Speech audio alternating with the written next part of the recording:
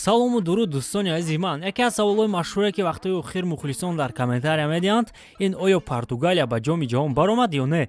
Агар шумо ба ин савол ҷавоби аниқ пайдо кардан хоҳед, пас бо суроға хато накардед. Кадом мунтахабҳо аллакай ба ҷоми ҷаҳон баромаданд ва кадом мунтахабҳо ҳоло имкон доранд роҳхат гиранд? Агар ба формати баромадани дастҳо ба ин мусобиқа назар кунем, пас фаҳмиданаш хело душвор аст. Аз ин сабаб мо мавзӯъро пурра омӯхтем ва кӯшиш мекунем ки дар ин барнома ба шумо низ фаҳмонем. Агар ин мавзӯъ ба шумо писанд бошад, пас лайкҳои қиматбои худро дареғ надоред. Мо бошем оғоз мекунем. танаффуси мунтахабҳо ки дар он рақобатҳо баҳри роҳхат ба ҷоми ҷаҳон баргузор гардиданд, ба анҷом расиданду 20 ноябр футболи дастаҳӣ бармегардад. Тамошои бозиҳоро бо 1x метавонед ҷолибтар кунед. Регистратсияи осон, пур кардани маблағ аз тамоми гӯшаву канори дунё ва коэффициентҳои баланд. Вале аз ҳама муҳим, бонус $100 дар аввалин пардохт бо промокоди ташфут. Ҳама маълумотҳо дар комментария. Ба ҳама муваффақият. То оғози ҷоми ҷаҳони соли 2022 расо 1 солу 2 рӯз боқӣ монд.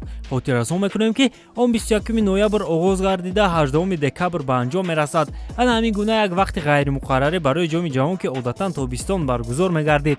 Вале Қатар дар тобистон хело гарм аст. Чемпионатҳои кишварҳои гуногун барои мутобиқ кардан ба ин тақвим аллакай нақшҳои худро кашидаанд. Онҳо мавсимро тезтар оғоз мекунанд ва як ҳафта пеш аз ҷоми ҷаҳон ба истироҳат мераванду як ҳафта баъди мусобиқа боз чемпионатро идома медиҳанд. То он вақте ки ин ҳодисаҳо рух диҳанд, як соли дигар аст. Бинобар ин таваҷҷӯҳ мекунем ба даври интихобии ҷоми ҷаҳон ки ҳоло ба анҷом нарасидааст.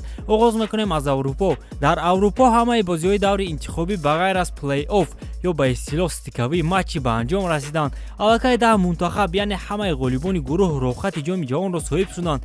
Дастаҳои ҷойҳои дуюм бошанд, дар плей-офф иштирок мекунанд. Дар гурӯҳи аз Сербия ки ғолиби гурӯҳ шуд, аллакай ба ҷоми ҷаҳон баромад.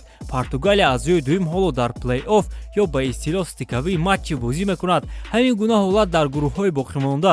Испания роҳхат гирифт, Шветсия дар плей-офф, Швейтсария роҳхат гирифт, Италия дар плей-офф, Фаронса роҳхат гирифт, Украина дар плей-офф, Белгия роҳхат гирифт, Уэльс дар плей-офф, Дания аллакай роҳхат гирифт, Шотландия бошад дар плей-офф, Нидерланд ба ҷоми ҷаҳон баромад, Туркия дар плей-офф, Хорватия ҳам роҳхатро соҳиб шуд, Россия бошад дар плей-офф, Англия роҳхат гирифт, Полша дар плей-офф, Олмон ҳам ба ҷоми ҷаҳон баромад, Мақдунияи Шимолӣ дар плей-офф. Яъне аллакай 10 мунтахаб ба ҷоми ҷаҳон баромаданду 10 мунтахаби ҷойҳои дуюм дар плей-офф иштирок мекунанд. Ба қатори онҳо ҳамчунин ду дастаи беҳтарини Лигаи Миллатҳо Чехия ва Австрия ҳамроҳ мешаванд. Барои чӣ маҳз Чехия ва Австрия? Агар ба Лигаи Миллатҳои сипаришуда назар кунем, пас дар 4 гурӯҳи аввал Италия, Белгия, Фаронса ва Испания ғолиб шуданд ки аз ин байн Испания, Белгия ва Фаронса аллакай ба ҷоми ҷаҳон рафтанд. Ана Италия бошад, бе ин кӯмак ҳам аллакай ба плей-офф роҳ ёфт. Ҳамин тавр ду гурӯҳи навбатӣ ба назар гирифта мешаванд ки ғолибони онҳо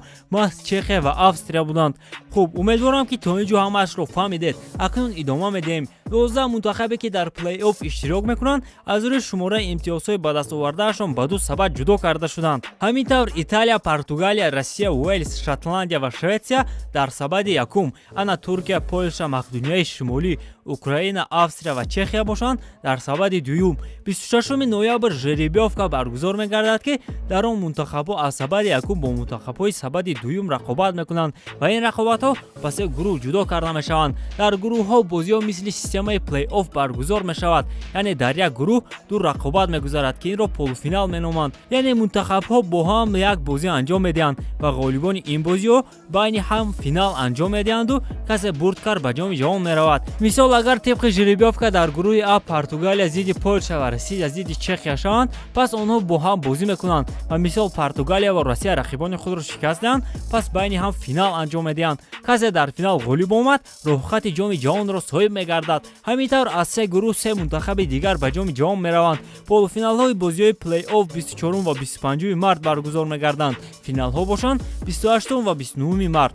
Ана ҳамин тавр 13 мунтахаб аз Аврупо роҳхати ҷоми ҷаҳонро соҳиб хоҳанд шуд. Аз Америкаи Лотинӣ бошад Бразилия, Аргентина Аргентина аллакай ба ҷоми ҷаҳон рафтанд. ҳоло рақобатҳо идома доранд ва ду дастаи дигар роҳхати мустақимро ба ин мусобиқа ба даст меорад.